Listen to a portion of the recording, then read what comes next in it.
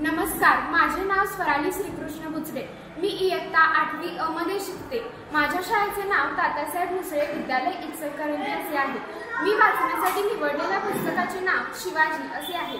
या पुस्तकाचे लेखक सेतू माधवराव एस पगडी हे आहेत। या पुस्तकाच्या मुखपृष्ठावरती छत्रपती शिवाजी महाराज यांची चित्र आहेत। प्रस्तुत पुस्तक हे छत्रपती शिवाजी महाराज यांच्या जीवनावरती आधारित आहे।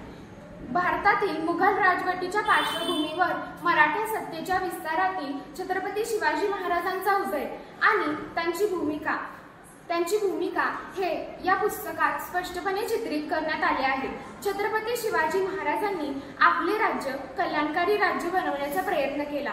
त्यांनी स्वराज्याचे सुराज्यात रूपांतर केले।